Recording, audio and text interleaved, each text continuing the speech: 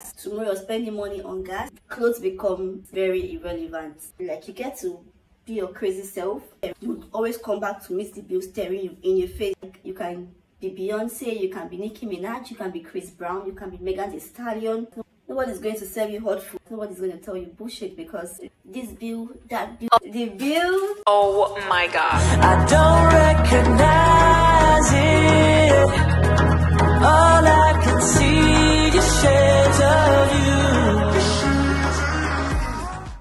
Hey guys, and welcome to my channel. If you're coming here for the first time, if you're seeing this pretty face for the first time, my name is Wofai and you're watching Shades of Wofai.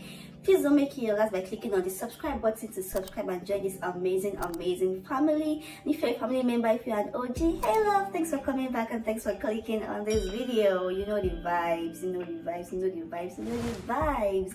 We're back at it again with another sit down video. I just had to film this particular one because I'm like, you guys, in my 3 years of living alone, I have experienced a lot, and when I say a lot, I mean a lot. So I'm going to be discussing with you guys, I'm going to be telling you guys a few things that no one ever told you about living alone in Nigeria, in Abuja, wherever you are. But yeah, I'm going to be doing this video while doing my makeup, so it's like a get ready with me chit chat kind of thing. I'm going to do like my regular makeup because I'm not going anywhere, so it's just for this video. Again, this is not a makeup tutorial, so I'm not going to be giving you guys details on what products I'm using, how I'm applying it, and all of that jazz. But if you like to see me do a makeup tutorial, you can leave a comment in the comment section and I'm going to be sure to do that. Without further ado, let's dive right into the video.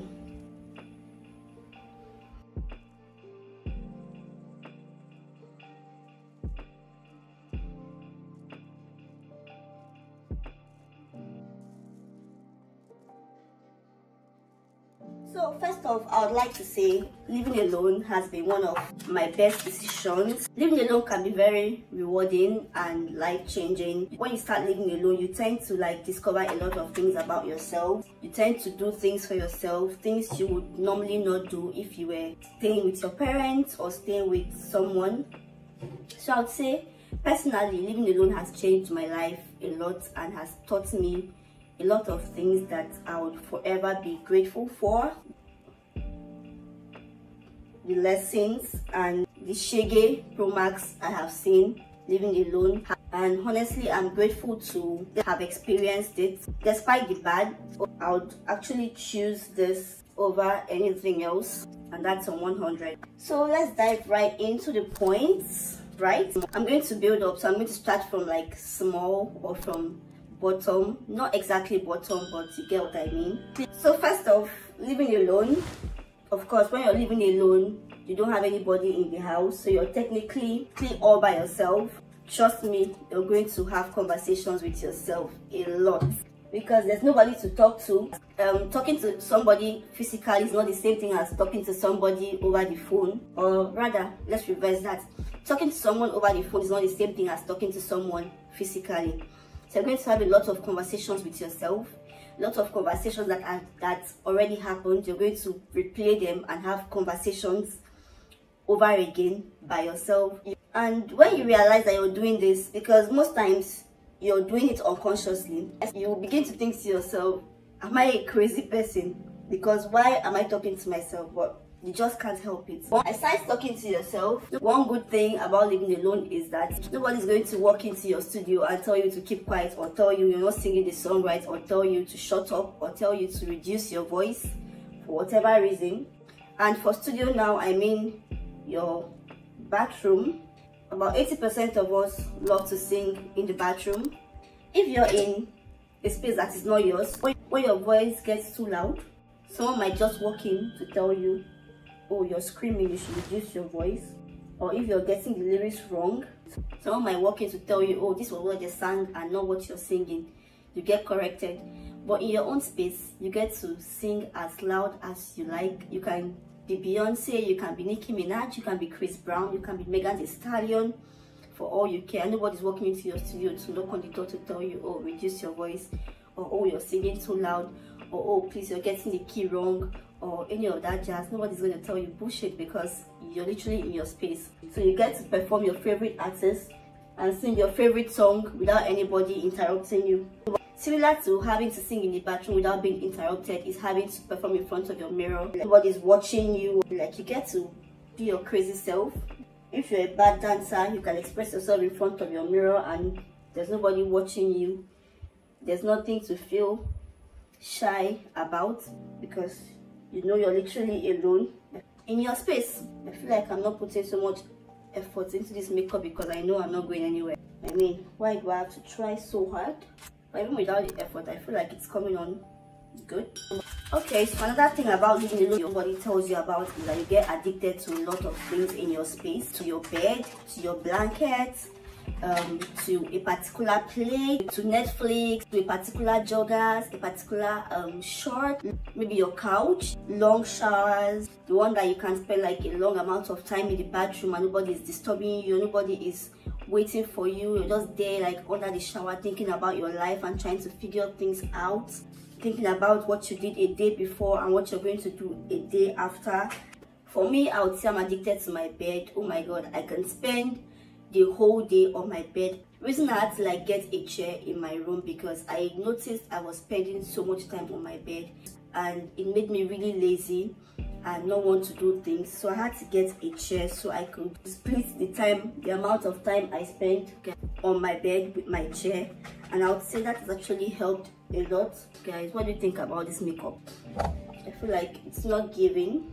Okay, so nobody tells you that there is no hot food waiting for you at home when you get back from work after a long ass day. I mean, that is like one of the perks of having someone around your space. Maybe staying in a family house or staying with your parents or all of that, right? You know that when you go to work and then you're coming back home after a long day, you know that dinner will be ready, or maybe they would have kept some lunch for you.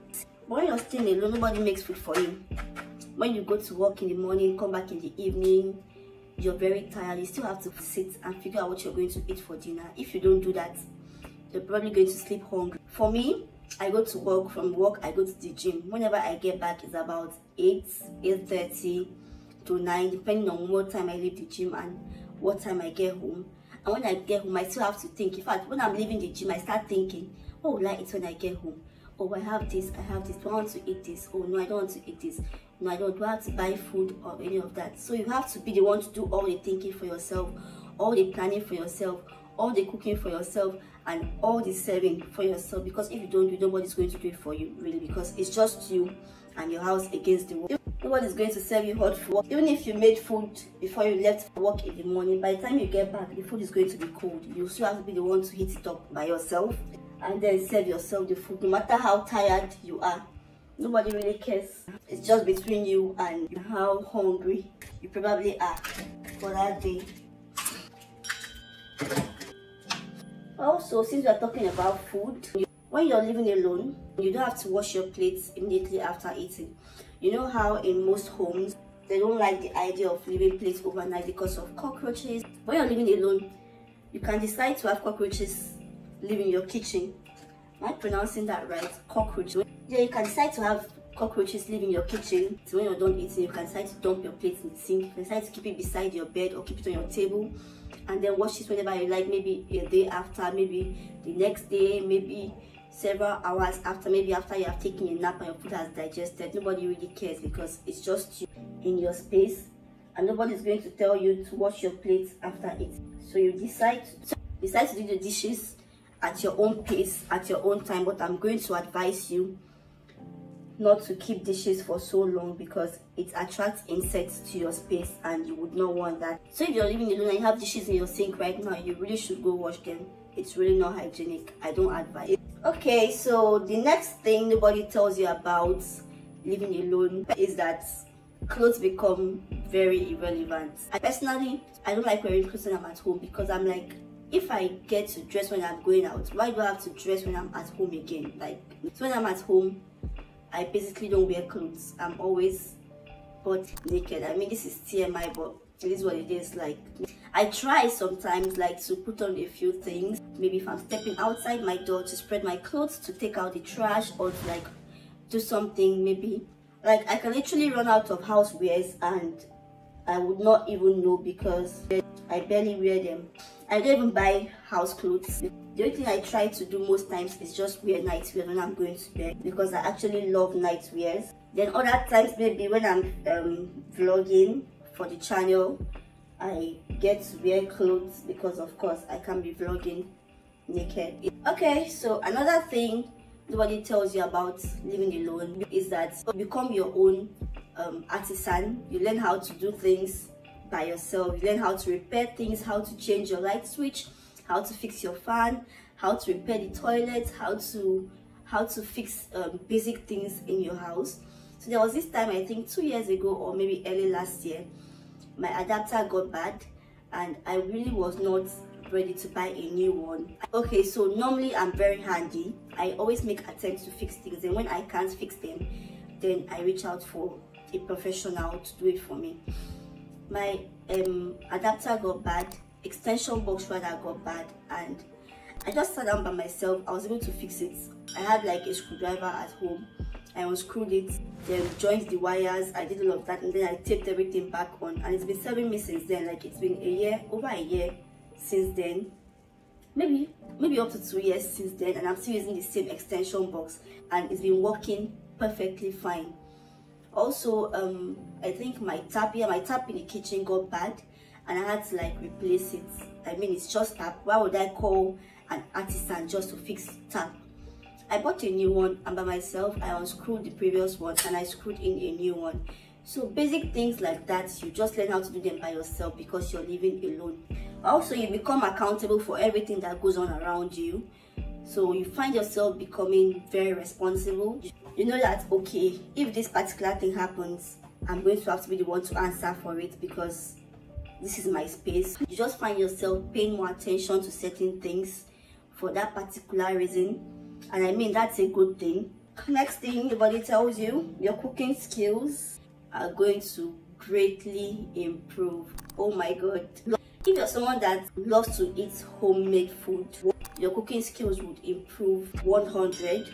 You're going to try out more recipes. You're going to learn how to make your favorite food. You're going to explore more because it's literally just you eating the food. So whatever trash you prepare, you'd have to eat it like that. You're not bothered about another person tasting the food and not liking it. And at the same time, living alone can make you the worst cook ever because you are at liberty to always buy food out, always eat out, always get takeaway and all of that. So in as much as your cooking skills can improve a lot when you're living alone because you tend to cook more, at the same time, if you're someone that doesn't like to cook at all and prefer to eat out, you can become the worst cook ever because you'll always be buying food outside. Personally, I love to cook. Living alone has made me cook more, has made me explore more recipes. So I would say for me, it has been the good, to the extent where I even own a food business where I make food in bowls and sell.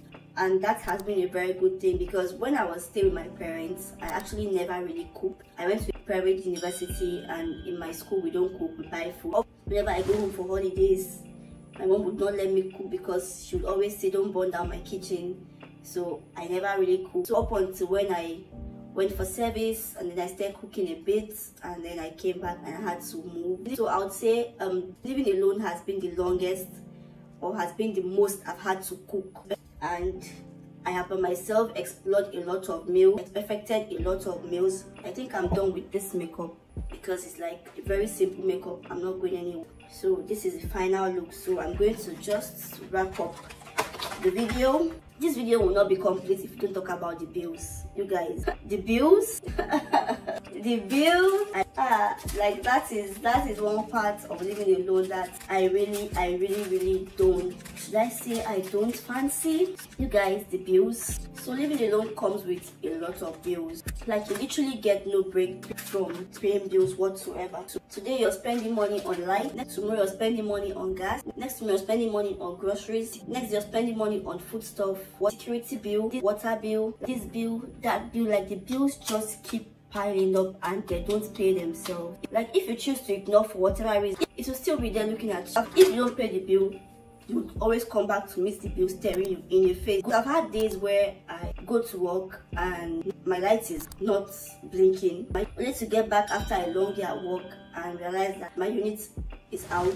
And some days, like, you really don't have the money for these things because maybe you have planned your week, you have planned your days, but then you're out of light. If you don't buy lights, you're going to stay in the dark, and you don't want that because maybe you have food in the fridge, you need to charge your phone, you need light to sleep and all of that.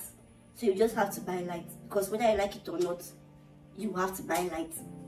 So the bills are killing. Should we talk about the gas? You know how gas, like, there's no scale to show you that okay, your gas is low or your gas is running out anytime soon. You might be in the middle of preparing lunch, maybe you're very hungry and you're preparing lunch and then your gas will just run out.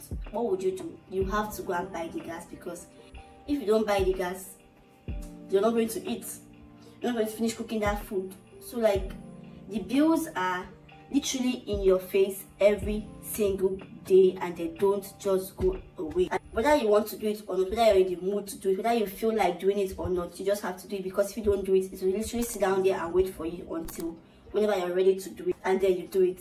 And the sooner you pay these bills, the better for you, because if you leave them there and just keep piling and piling and piling up, then it becomes a lot more difficult to pay them. So I mean, these are like a few things. I mean, there are other things. There's the liberty you enjoy. You don't have curfew, except you give yourself curfew. There's nobody telling you, oh, you're going out, you have to come back by this time. There's nobody telling you, oh, you can't go out by this time. There's nobody planning your days for you. So you decide when to go out, decide when to come in, decide when to sleep, when to wake up, decide when to cook, when to iron, when to do your chores.